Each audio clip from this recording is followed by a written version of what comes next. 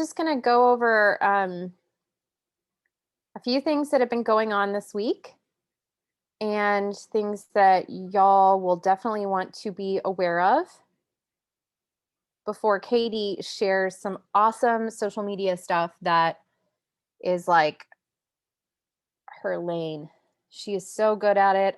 I'm so privileged to um, have Katie on this team and for her to be able to share her knowledge with us about social media. She's been doing this for a little bit since she's been with Q, and she's had massive success building.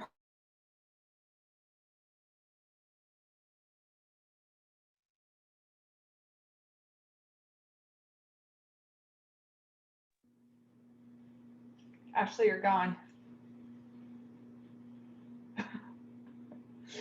Here, we'll give her a second. I know she's loving that hotel internet there in Hawaii. Although she's in Hawaii, I don't feel too bad for her. Let me text her really quick.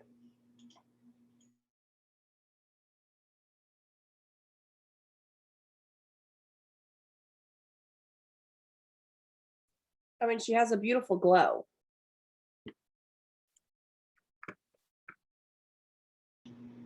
I'll just start, and if she jumps back on, she was going to do updates and stuff, so maybe we could just do that at the end. So I was going to talk a little bit today about social media. Oh, here she comes. She's coming back. Yay, there you are, Ash.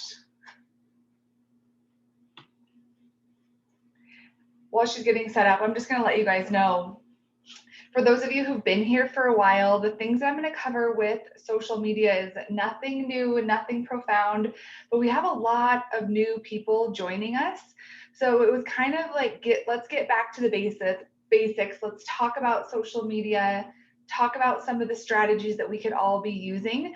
I think that a lot of us have heard these things before, but we get super excited, whether it's convention or product releases or whatever it is, that we tend to revert back to some of our old ways that maybe aren't as strategic as far as actually sharing what we have here. So Ashley, I see you back. Do you want to do updates, or should I keep going? Yeah, if you can hear me, I'll keep it short. I won't keep you guys waiting too long. I know that the internet, the connection is not that great, so I'll hurry this up. A couple of things to be expecting that is going to be on our radar that I know that every single one of you need is power hours. Katie and I talked about this today. I feel like they're very important for keeping everybody in action. And if you are in any of our push groups, AKA the 1500 Club, meaning you are executive above, or the BPE thread, which is Builder, Pro, and Executive, meaning that you joined in either January or February, and you are wanting to have daily tasks and challenges and support as you go for these ranks, and then you will want to be on the power hours that we are going to provide. And I feel like they will be very beneficial for you because it keeps you in action. It keeps things simple so that you don't necessarily have to think about, okay, what do I do next? We're going to be guiding you through that. It's really important to plug into those things. As weekly pay comes to us, which is going to be happening very soon, this means that we're going to have 4 to 5 closes a month, which means you get paid faster when your auto ship is set to the beginning of the month. So all of this action that you're going to be doing all throughout the month, it's going to benefit you more if you have your auto ship at the beginning and you're staying in action, because I promise you, if you are consistent with this stuff, you will see people join you week after week after week. I can go back to lists of people's names that I started talking to 6 months ago. And if I was consistent, I see check marks and highlights over their names saying that they joined. And it is strictly a consistency and staying in action in a numbers game. So just a couple of things that they covered on Q News last week was the growth stats. We've been seeing that posted on social media all week long. I think it's really important for people to see that. If you are looking for something to celebrate, make sure that you know what those stats are. I'm not going to go over them right now because I don't want to waste time. I want Katie to be able to cover what she's going to cover. But if you want to know what those growth percentages are for how much we've grown in the past month, reach out to me or Katie. We will get them to you. Just basically, we're setting records month after month after month for enrollments. But one thing you will notice from me and Katie in the next week or so is we are going to be sending you lists of names if you're a leader, showing people who joined last month that do not have an auto ship on. That's missing volume for you.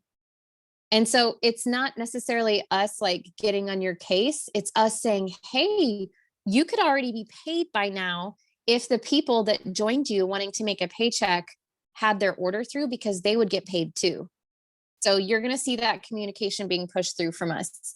Again, if you don't know what the push groups are, the 1500 Club has been set up for you, if you are executive and above, for you to learn what it means to be a leader, run reports, present, do your own Fab Five, and goal setting calls with your new people. We're going to be teaching you that in this thread. Specifically tomorrow, Kelly Allred is doing a training for this team. Everybody is invited, but originally it was only for the 1500 Club. So the fact that me and Katie have opened this up for you, it's a huge privilege. And we want you guys to all jump on and give a good showing for Kelly with your cameras on, with your pens at the ready, because she is going to be bringing the fire for the training. And I'm super excited that she's doing this for our team. The other push group is the BPE thread. That is if you are going for builder, pro, and executive, and you want that day-to-day support from me and Katie. Really important. If somebody joins in March, go ahead and add them to that thread. It's okay to add them. They'll be in the April one as well. We're going to delete it at the end of the month. Kelly asked, is Kelly's called for brand new ambassadors? Yeah. Yeah. Everybody is invited to this. But like I said, her request is that everybody turns their cameras on, you have a smile on your face, and ready to take notes, because it will not be recorded. This is for people who are serious about their business, who want to learn and show up. I'm trying to think if there was anything else from Q News today that we talked about covering, Katie. Did I get it all? Yeah, I think so. That's perfect. Mm-hmm. So there will be some more power hours with graphics that will be posted. But I'm doing one on Thursday, and I put that in all the threads. So stay tuned for that. Awesome. Thank you. Yeah, that's what I was just going to say, that Franz actually has asked some other leaders as well. I know that there's some of you on here that love power hours. If anybody wants to do them and host them, please feel free. It's honestly just a way for us all to kind of get together and stay in action. So it's not like you have to be a certain rank by any means to host a power hour, if that's something that you want to do. And some people like to do that and kind of, you know, get the feel for talking in front of people, all that good stuff. So it's a really easy way, because it's just other ambassadors too. So, okay, with that being said, I'm going to jump into some social media training. Let me share my screen. Like I said, this is intended to be for our newest ambassadors. It's always a great reminder for all of us, even though those of us who have been working here, that have been doing our business for a while, simply because we have these trainings, and then I see over and over people continuing to do some of the things that we talk about. So I just want to say this quote right here is something that I really, really like, because it's the honest to God truth. All things equal, people will do business with and refer business to people they know, trust, and like. So it's creating that know, trust, and like factor with your audience through social media, that people truly feel genuinely connected to you. So let's get back to the basics. These are just some of the do's and don'ts that I talk about with some of my newest people. today in the BPE thread, Ashley and I threw out the challenge to everybody of pick 2 to 3 things that you like to share about, things that are of interest. People are on social media because they want to be entertained, right? They want to go on and see pictures and families and see what you're doing or where you're traveling to or the restaurants that you're going out to eat at. You know, they want to see things that make them happy. I personally try to stay away from politics. Obviously, we're through the election now. You've heard Jake, you've heard Francesca, you've heard a lot of people talk about it, that we all have very different views. And by you being super strong in your belief politically, you're almost cutting half of the population out right now. So that's just my suggestion. Obviously, it's up to you. The next one is creative content. So this is the same thing I just said. Pick 2 or 3 topics. For me, I post a lot about my family, and it's not just pictures of my kids, but it's mom hacks, it's crafts that I do with my kids, it's you know, just anything that has to do with your family. We go out to lots of different parks and stuff on the weekends. We venture out. So I like to document that type of stuff in my stories. It just kind of gives people different things to see. I also, if you follow me on Instagram, you see that I like to entertain. I've gotten into the reels. A lot of those are sparked by real life experiences for me. So I have a lot of mom humor in there. And then I do a lot of inspirational quotes and stuff like that. Those are super easy because you can literally repost or reshare from other people. You give people credit, obviously, but that's a really easy way for you to throw content out there that's a conversation starter, or kind of fill in, just fill in more in your stories and on your wall. So the biggest thing here is consistency, you guys. It's not as if we all have to be posting 3 times a day. We actually, most of us don't post 3 times a day. They say on Facebook even that you should only post 2 times at most, and they should be around 8 hours apart from each other, because otherwise your posts are actually competing with each other, because the algorithms, they actually favor the most recent post. So if you make a post and you post something else like 2 hours later, the first post that you put up is essentially going to be pushed to the side. So if you're going to post twice on Facebook, they say post maybe once in the morning, wait the 8 hours, post again at night. But it's really just consistency. And so with this, some people like to plan out their weeks. Some people just like to go day by day. It really is what works for you. I personally, since I am working, I try to find content and save it. I have folders on my phone. On Instagram, you can favorite things. You can do that on Facebook as well. So that way when it comes time for you to post something, you already have things saved, especially when I'm talking quotes and memes and all those filler things that aren't just pictures or videos. To have a folder of those things already saved makes it really, really easy. And so Kristen Wyatt, most of you probably know her, or at least have maybe watched one of her trainings. She maps it out where she will literally find her 3 pillars and she'll alternate between them. So she'll go family, entertainment, inspiration, family, entertainment, inspiration, and then she'll drip cue in between there. Because the reality is we don't want to just be a running billboard, right? We have, what do they say, like 3 seconds to catch somebody's attention or to stop their scroll, right? So if all we're doing is posting cue day in and day out, it's kind of like, oh, what's Katie trying to sell me again now? And it's just, they kind of scroll right by us, which is why we also need to spend the time to take the extra step, throw a filter on your picture, make it pretty, make it something visually appealing, especially on Instagram. It's a visual platform. But just those couple extra seconds to make people stop their scroll. And again, not all about cue. Most people don't show up on social media because they're like, I wonder what Katie's going to sell me today, you know? But if I can give them a variety of stuff and I can entertain and make them laugh and smile, and then I'm throwing out cue in there in between, that resistance from our audience tends to be a lot less. So the next thing is building relationships. That is what we do here. We are in the business of building relationships, whether you're in groups, whether you're reaching out to old friends that you haven't talked to in a while. We should constantly be expanding and adding it to our network.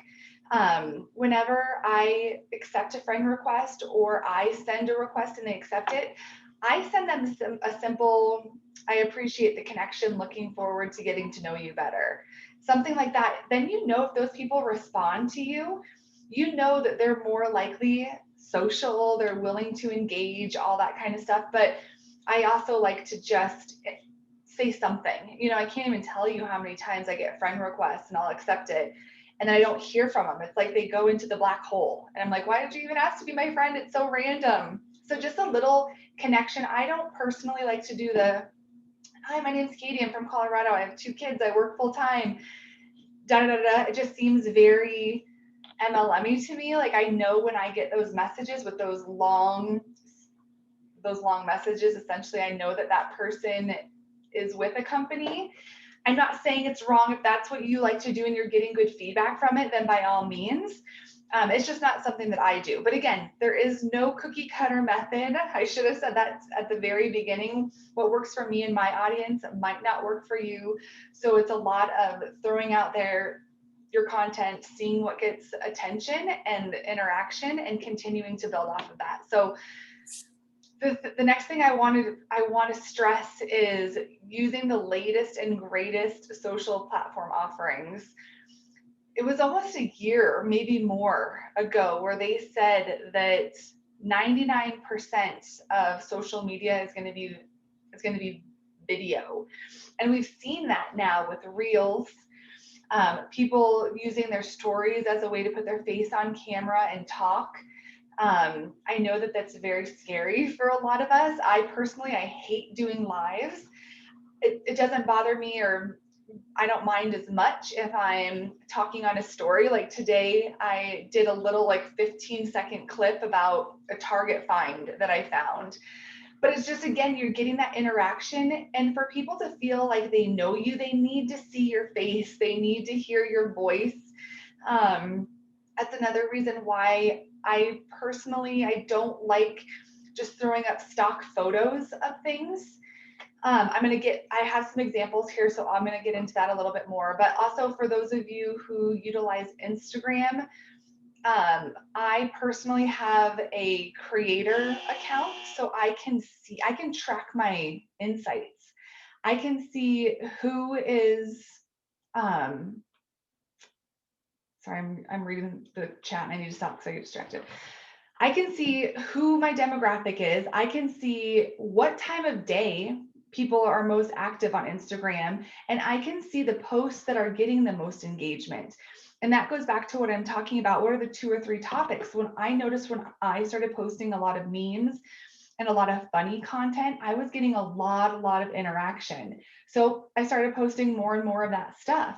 Obviously, that's my audience though, right? That's not going to work for everybody. So you need to kind of just throw some stuff out there, see what your audience likes, and build off of that. So really quick, some of the don'ts.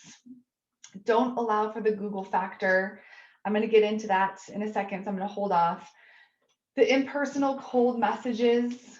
I know that a lot of us are tempted to do that, and some of us that have come from other companies have even been taught to do that. I personally don't cold message, but I have like a 3-day cold message approach that if anybody's interested in that, I can share those steps later. I'm more of a fan of testimonial based, sharing our story, asking a lot of questions. I even like to, instead of pouncing on people when I see an opening, for example, somebody might tell me how they have the worst knee pain every time they run. The next day they can barely even walk. And I sit and I listen and I ask them what they've been doing for their knee pain, and I don't say anything. And then the next day I reach out to them and I'll say, hey, Casey, listen, I know you're telling me your knee hurts really bad. I actually have something that I really think might help you. And it just comes across less salesy. It almost seems more genuine because you weren't trying to just pounce and make a sale right off the bat. You were actually listening, asking questions, and people like to feel like they were on your mind. So circling back around and saying, I was thinking about you, and for what it's worth, I think I have something that helps. I've had a lot of great traction with that. So the other thing I see is people posting at really random hours. And I know it's hard because we're spread all across the US, and especially with Ashley being in Hawaii now, and even more of a time difference. But I'm a late night person, and I'll be on at like 11 o'clock at night, and I'll see people making posts, and I'm like, you guys, nobody's up. Nobody's up to see that post. Save that for tomorrow when you can actually get some interaction, because that early interaction with the posts and the algorithms, it means so much. Because basically what happens is Facebook is watching, and Instagram as well. They watch to see when you first make a post, it pushes it out to people. Are people liking it? Are they commenting on it? And if they are, then it pushes it out to even more people and more people. If people aren't liking it and they're not interacting with it, they kind of kill it. And that's why you see some people having great traction on their posts. It's because people are actually interacting. And that goes back to the algorithms. We could have a whole talk on algorithms, but something that's so important is having time before and after you make a post to interact with the people. And I'm not saying interact with me and interact with Ashley. I'm saying interact with people that you want to see your posts. The more you interact with them, the more likely your post is to be bumped in their newsfeed. So again, if you were to post something at 11 o'clock at night and nobody sees it and nobody's interacting with it, the algorithm's going to kill the post. And the next day, it's probably not going to be pushed out to a lot of people. So I try to either post at around 9 o'clock in the morning. I'm here in Colorado, so I'm Mountain Standard Time. Or I find that I have a lot of people around 8 o'clock, which I know it's late. But again, my demographic, it's, once they get their kids to bed, then they're on their phones and they're looking and all that kind of stuff. That's another amazing thing about Instagram Insights. It'll actually tell you your peak hours of when to post and when not to post. So bad quality photos, I touched on this a little bit. There are so many just easy apps out there. I even use Instagram stories. I'll go and I'll upload a photo and I'll add a filter to it. And then there's that little down arrow that you can click that saves it back to your camera roll. If any of you have favorite photo apps, I know Lucy's really great at this too. Drop it in the chat to share with other people.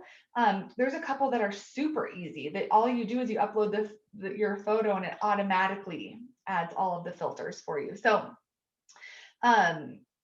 this next one is, let's take an inventory on what our profile looks like. As we are growing and expanding our network, what's the first thing, and maybe not the first thing, it is for me, not gonna lie, when someone sends me a friend request, I jump over to their page. I'm like, who is this person? Let's see what they're about, right? I really encourage you all to go and look at your profile pictures, look at your background, see what do people see when they look at your page. These are 3 people that I really like. I thought they were clean. All of them had a picture of themselves as their profile picture. We had 3 different, kind of options here for backgrounds. Taryn Cerconi has an awesome, like beautiful landscape. We have Tara's family photo, and Jen Johnson, it's her and her husband, and a quote.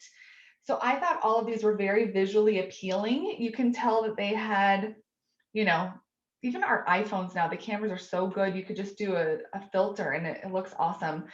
I also really liked under the bio section, you can see they put a little bio about who they are and the types of people that, they're connecting with. So I would encourage all of you to do that too. I didn't really start paying attention to Instagram until probably like 6 months ago, I would say. I had this picture of me and my husband, and it was like us at a wedding like 7 years ago, and it was really far away. You couldn't really see my face. And I was like, gosh, I'm having a really hard time growing my Instagram account. It's so random, you guys. But as soon as I changed my profile picture to me, so where they could actually see my face, I started getting a lot more people actually following me. It's the reality of it. We're on social media. They want to see who they're talking to, who they're interacting with. So these are 3 people that I liked. Again, take inventory. What is the first impression that you are giving people? So these are examples of mine that are, again, I personally don't like to use stock photos. I always say, think about the people that catch your attention, right? Does anybody have anybody that they feel like could be like their best friend on social media and you don't actually even know who they are? But you stop and you watch all their stories and you're like, gosh, I feel like we could really connect. So I always think to myself, what are they posting that's drawing me into their stories? What are they posting that's getting me to stop and listen to the whole 15-second clip on the or whatever, So this is kind of funny, but I thought that this first picture here, I was like, this is gorgeous. This is all of the products, right? And I thought I was like being interactive by asking a question. So curious about all the products I've been talking about, but still on the fence. I thought I was being engaging, right? You guys, no, not a single person responded. Nobody cares. It's like, Katie's trying to sell me something again, and they clicked right past it. So here's a little updated version. And this one's old, but I pulled it because I got a lot of really good traction. So anyone else's kid decided not to sleep last night? Let me know if you want to try a sample of this tasty afternoon pick-me-up and literally how I'm surviving the day. I didn't mention what it was. It was more of a problem and solution type post, right? What's the problem? My kids don't sleep. What's the solution? This drink right here is literally how I'm surviving the afternoon. So then on my next story, I added an engagement. The polls and stuff are awesome. Sure, I'll try. What is it? I had about 10 people respond wanting samples after this post, which for me personally, that was a really good post. Also, when I do polls, I never do a yes and a no. I always do 2 forms of yes. So sure, I'll try, or what is it? I also like polls more than just asking a question with the question box. I don't know, I feel like a lot of people, they will respond to a poll, but they won't actually type out a whole response. So again, that's just what I've noticed with my audience. I know there's a lot of people that have been getting and sharing a lot of their questions. So whatever works for you guys. But the point of this is, what's going to stop your scroll? What's coming across like you're truly trying to help somebody and you're not just trying to sell somebody something. So I encourage you all to, and this is another reason why we're supposed to take the products, have a testimony, be a product of the product, because then we can actually share stories like this. People are seeing our face, it's relatable, and we tend to get a lot more engagement off of these types of posts. Okay, this was something I just Googled because I know the words are changing. I've gotten several questions as far as, my post, nobody's commenting, nobody's seeing it, and I'll go through and I'll see that they're using some of these words. You guys, Facebook is killing posts that they feel people are trying to sell something. Advertisers are paying to have their ads on Facebook. They don't want people like you and me throwing stuff up, trying to sell it and not paying for it, right? So words like giveaway, offer, free, promo, sale, Facebook flags those posts and literally kills them in the algorithms. So something that I encourage people to do if you are trying to promote something, to upload your picture, and you can use like Word Swag or all these different apps, and you can type it in the picture. So, free shipping or, promo or whatever it is, and have it be in the actual picture and not in the context that you're actually typing out, and then it won't be flagged by Facebook. So that's just a little gotcha that a lot of people don't know about. And like I said, I was Googling all of the new algorithms and stuff.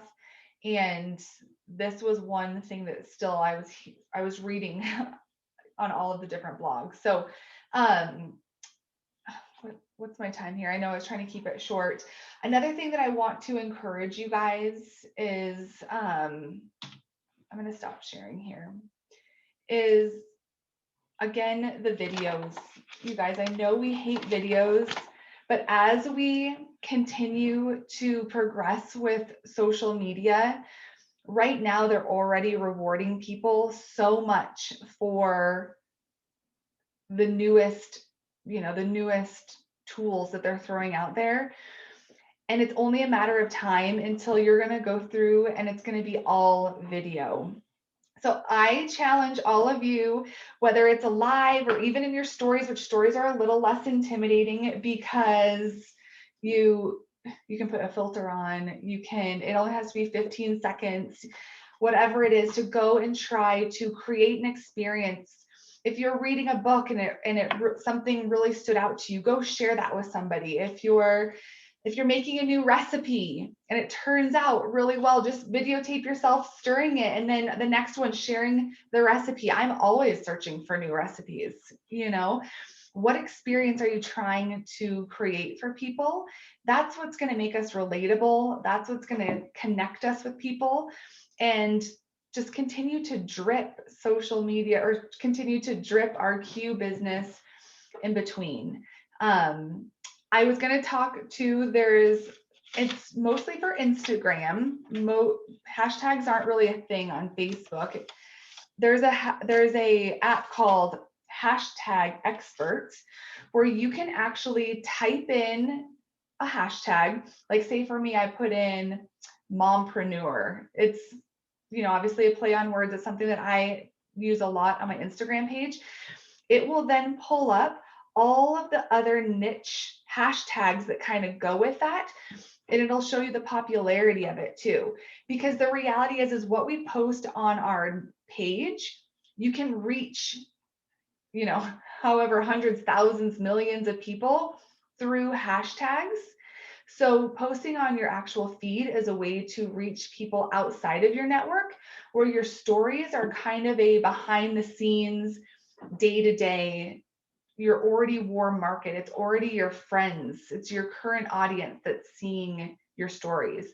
So while stories are great, they're very entertaining. I personally love stories. In order to truly reach new people on Instagram, you've got to embrace live video and embrace hashtags. On Facebook, you need to try to find ways to connect with people. Groups are amazing. Fran talks about groups all the time. That's how her and I met. And I'm not talking groups with tens of thousands of people.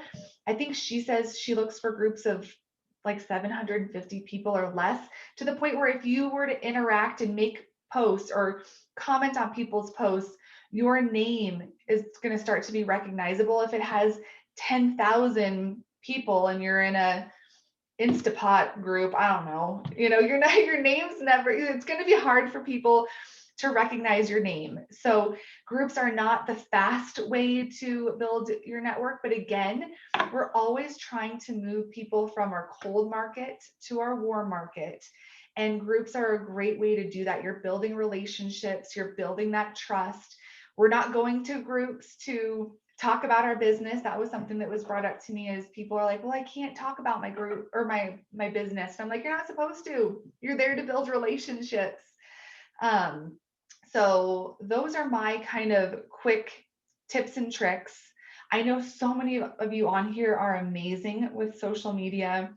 Heather Matthews, obviously, Lucy is really good. Ashley herself, I know that you're giving me credit, but you're really great with your social media as well. So many of you guys are, but I do think that we get super excited, especially around our new products, our new hemp, or this or that. And I do think it's okay to showcase your hemp when you're doing it in a way that's educational. You're teaching people about the benefits or the things that it can do. That's a lot different than just posting, a picture of the new hemp bottle and saying, reach out to me, let me know if you want to buy it. It seems very one-sided, and we're here to try to help people, not necessarily try to make a sale. I know that that's obviously the end goal, but we're here to listen, ask questions, connect, all those good things. So just feel free to unmute if anybody has anything that's really working for them right now, or if anybody has anything that they think that would be beneficial that I didn't bring up. How do you get to IG Insight? Yes. So that is just a setting. And so Oh. when you go to your profile on Instagram, you literally just change your account. I'm staring at my phone because I'm trying to pull up exactly. I can drop in our group chats how to do it, but it's just a setting in your account. You change from a personal account to a creator account. That's another tip that just reminded me when I'm trying for Facebook, when I'm trying to figure out a good time to post. If you guys go into your messenger and on the bottom it says chats, and then right next to it, it says people. If you click on that people tab, it'll tell you how many people are online right now. This is something that you're gonna have to look at for like a week, I would honestly say, and look at different times of the day. Look at 9 in the morning, noon, 3 in the afternoon, then 6 or 7 o'clock at night, and maybe even just write down the amount of active people, because my number that's active isn't going to be the same as everybody else's active. That all has to do with the number of friends that you have. And once you kind of gauge what a good number is for you and what time of day it is, when I go to post, if it's not close to that number that I have found is on my higher end, again, I won't post, because you want to make sure that one, you have at least 10 minutes on both sides before and after to interact. And you want to make sure that people are actually online. You guys, if you go and you make a post and then you just jump out of Facebook or Instagram, they track that, they kill your post. It's a social media platform. They want you to be social and interacting. And if you're not interacting, they're not going to reward you by pushing your post out to people. So just know that. I work, and a lot of times I will turn my stories on and I'll set my phone down. And so my stories are kind of rolling through. I know that's bad because I'm not actually interacting, but to Facebook, it looks like I'm on my phone watching people's stories too. So a lot of times if I'm trying to multitask and I know I might not have a full 10 minutes, I'll at least turn my stories or something on before and get some engagement that way. But Ashley, I know your camera's not on. I just want to make sure. Do you have anything to add before we all jump off of here? Oh, the Google factor. So the Google factor is just posting pictures of the product. This is a question in the chat. The reality is that if I were to post a picture of the Fuse or whatever, or say Q Sciences, this is another reason why we tell people don't use the word Q Sciences. It's all about curiosity. We want them to have to come to us and say, what are you doing? What products are you taking? Who are you partnering with?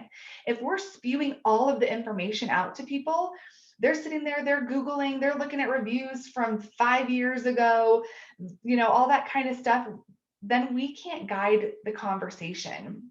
That's another reason why I never post my link.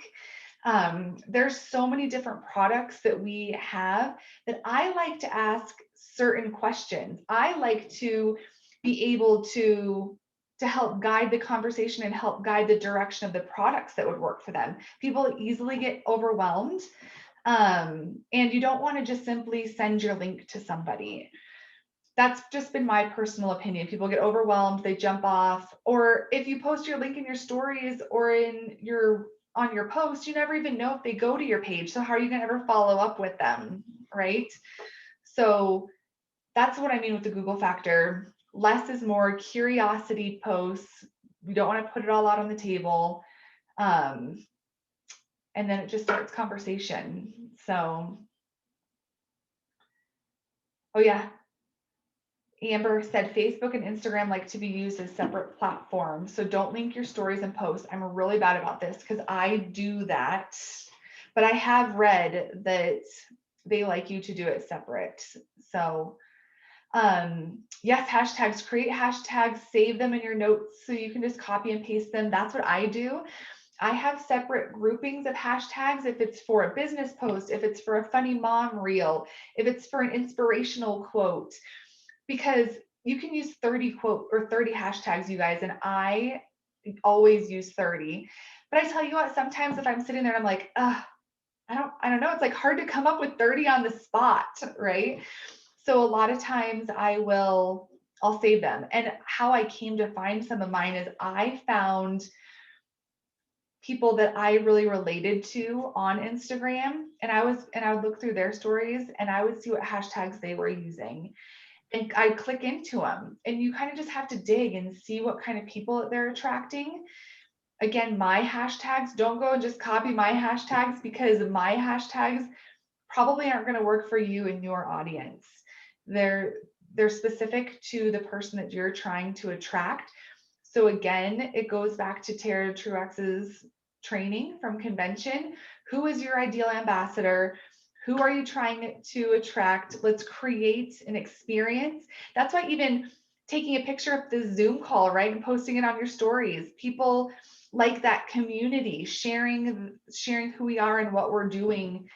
And if you do have any questions, feel free to message me. I love talking social media with people, so I can always help you guys more. So yay.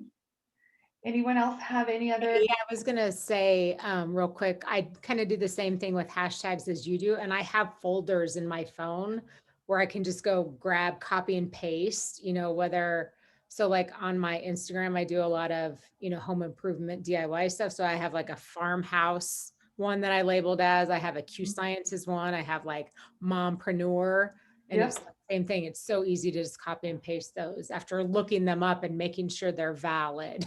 Yes. So that's the thing too. When it's just called hashtag expert is the app. You can put these hashtags in there and then it gives you a bunch of ideas. They say to do hashtags that have under 500,000 uses as well. So that app will tell you how overused it is. Because again, if you're picking a hashtag that has 2 million uses of it, is anybody going to find your post in the masses? It's kind of counterintuitive because we think, oh, this one has 1 billion uses, like this one's popular, I should use it, but it's actually kind of the opposite. You want that middle ground. So let's see. Another thing Bob Heilig likes to talk about is learning out loud. So if you're talking about, or if you're struggling for things to post about, if you're reading a book, if you're doing, and I know I kind of touched on that too, and I guess I'll just circle back to him. There's some really good podcasts out there. If you guys are looking for other ideas, I can send those over as well. But Bob Heilig is really good as far as social media tips and all that good stuff. So I know we've gone a little bit over. I don't want to keep you guys anymore. If you guys don't have any other questions, and Ashley, if you don't have anything to add in, I just appreciate you guys for showing up. This was awesome. Let's create experiences for our audience. And other than that, So good, Katie. Thank you so much. This is so helpful. I know for so many people. awesome. Well, good. Well, you guys, I hope you guys have a great night. I will upload this and I'll share it to the chats too, because I know there's some people that couldn't get on here, but message me if you have other questions. Otherwise, I will talk to you all soon. Have a great night.